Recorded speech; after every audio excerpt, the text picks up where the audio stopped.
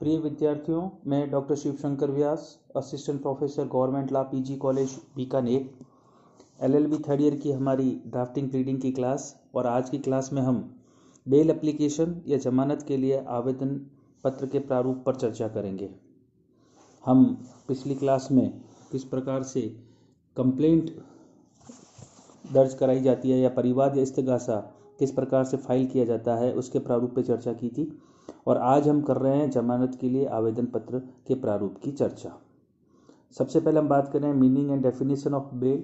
जमानत का अर्थ एवं परिभाषा।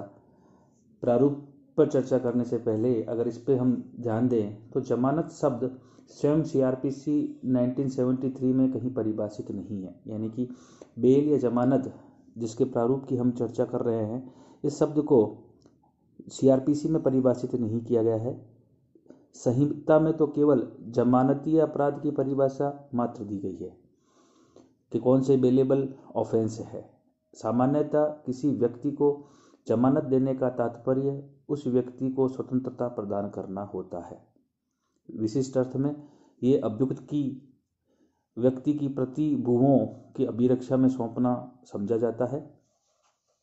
जमानत का साधारण और सामान्य अर्थ किसी गिरफ्तार, निरुद्ध या अन्य प्रकार से अवरुद्ध व्यक्ति को उसकी हाजिरी के लिए जमानत लेकर मुक्त करना होता है। एक तरीके से प्रतिभूओं की गारंटी के आधार पर उसे स्वतंत्रता प्रदान करना कहा जाता है। अभियुक्त व्यक्ति न्यायालय में स्वयं आत्मसमर्पण करके सीआरपीसी सेक्शन 436, 436, 437, 438 और 439 के अंतर्गत जमानत के लिए आवेदन कर सकेगा। धारा 436 की हम बात करें तो कोई व्यक्ति अभियुक्त जमानत का दावा अधिकार के रूप में कर सकेगा, बेल एज ए राइट। 436 में अभियुक्त क्या कर सकता है? जमानत का दावा एक अधिकार के रूप में कर सकता है। जबकि 473 की हम बात करें तो ये न्यायालय के विवेकाधिकार के अंतर्गत आता है कि उसे जमानत प्रदान की जाए या नहीं की जाए। यहाँ पर 437 में एज ए राइट वो क्लेम नहीं कर पाएगा। और 438 में एंटीसिपेटरी बेल, अग्रिम जमानत देने का अधिकार पी कोर्ट के पास है, उच्च न्यायालय या सेशन न्यायालय 438 में अग्रिम जमानत प्रदान करता है। जबकि 439 जमानत के अंतर्गत उच्च न्यायालय या सेशन न्यायालय को विशेष शक्तियां प्रदान की गई है। इस प्रकार से हम चर्चा करें तो जमानत संबंधी प्रावधान सीआरपीसी 436, 437, 438 और 439 में इनके प्रावधानों के बारे में हमें बतलाया गया है।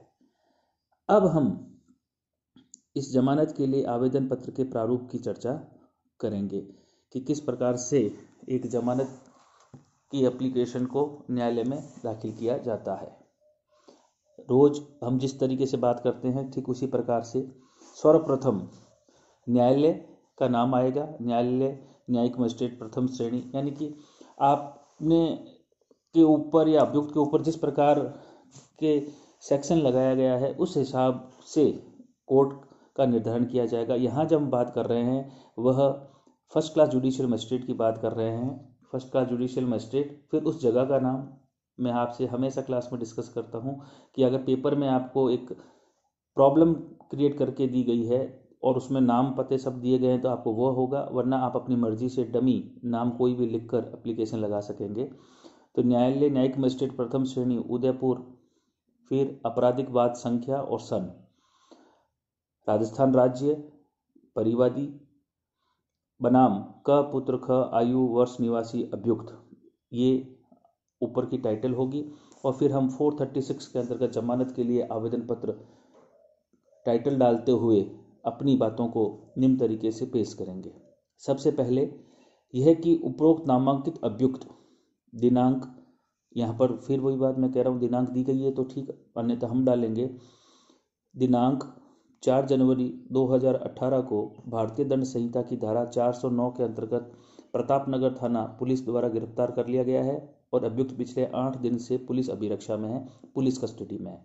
पहला तथ्य हम ले रहे हैं कि उपरोक्त नामांकित अभियुक्त भारतीय दंड संहिता की धारा 409 के अंतर्गत प्रतापनगर थाना पुलिस के द्वारा गिरफ्तार कर लिया गया है और वह पिछले 8 दिन से पुलिस अभिरक्षा में है। तथ्य नंबर 2, यह कि पुलिस द्वारा लगाए गए आरोपों में मुख्य ये है कि अभियुक्त जो सुखाड़िया विश्वविद्यालय उदयपुर में कैशियर के पद पर कार्यरत है ने लोक सेवक के रूप में सरकारी खजाने से 500 रुपये का गबन किया है और वह इस प्रकार आपराधिक विश्वासघात का अपराध किया है।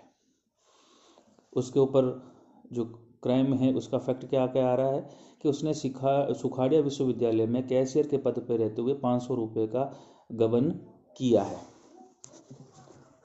बिंदु संख्या 3 यह कि अभियुक्त के ऊपर अपराध का जो आरोप लगाया गया है वह अजमानती है। देखिए साहब, जो चार्ज उस पर लगा है वो नॉन बेलेबल है। हमने बात की थी जहां नॉन बेलेबल है वहां पर कोर्ट का विवेकाधिकार होगा कि वो जमानत दे या न दे। आरोपित विश्वासघात के लिए धनराशि इतनी छोटी है कि यह कभी सोचा भी नहीं जा सकता कि वो इतनी छोटी राशि का दुर्विनियोग करेगा।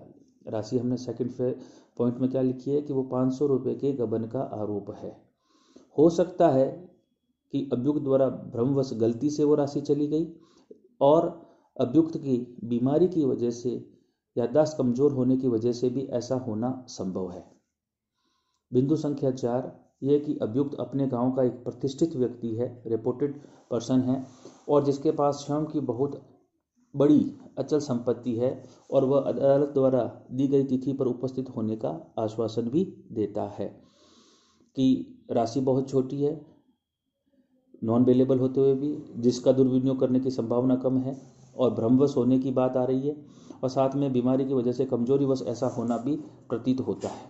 अभियुक्त अपने गांव का एक प्रतिष्ठित व्यक्ति है जिसके पास अपनी खुद की एक अचल संपत्ति है और अदालत द्वारा दी गई तिथि पर उपस्थित होने का वो आश्वासन देता है।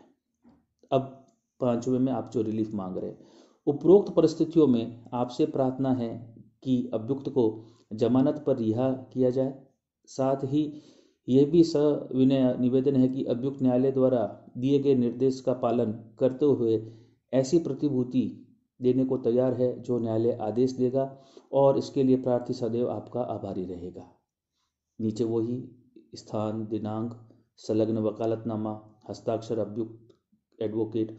इस प्रकार से हम एक साधारण से जमानत प्रारूप के ऊपर हमने चर्चा की। अलग अलग धाराओं के लिए अलग अलग जमानत का प्रारूप, मुख्य रूप से जो बातें आएगी वह हमने इस प्रारूप के अंतर्गत चर्चा आज की। धन्यवाद।